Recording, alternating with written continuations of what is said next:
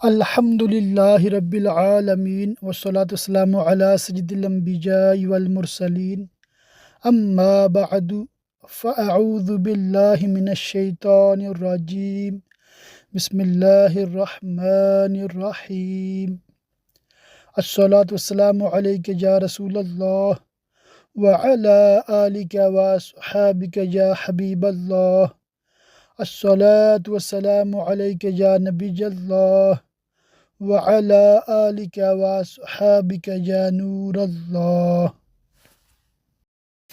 تلخیص ابواب طحاوی شریف کتاب الصلاح جلد نمبر 2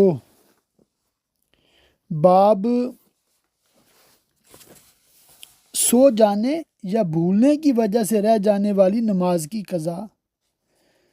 باب 96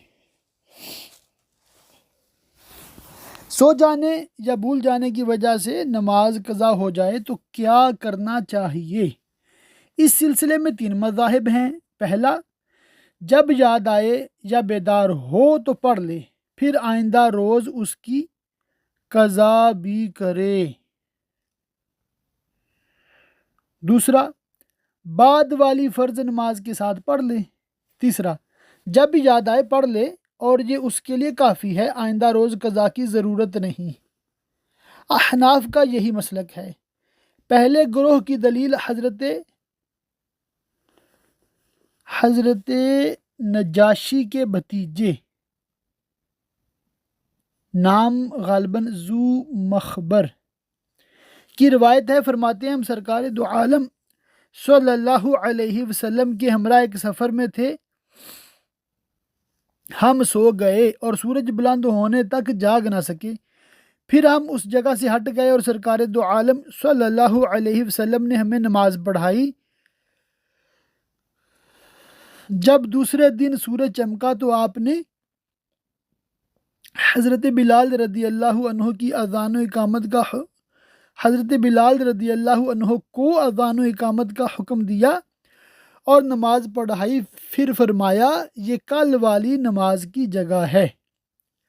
دوسرے گروہ کا استدلال یوں ہے، حضرت سامورہ رضی اللہ عنہ نے اپنے بیٹوں کو لکھا کہ نبی اکرم صلی اللہ علیہ وسلم انہیں حکم دیتے کہ اگر کسی وجہ سے یا سوئے رہنے کی صورت میں نماز اپنے وقت سے رہ جائے اور وقت نکل جائے تو دوسرے وقت کی نماز کے ساتھ پڑھ لے۔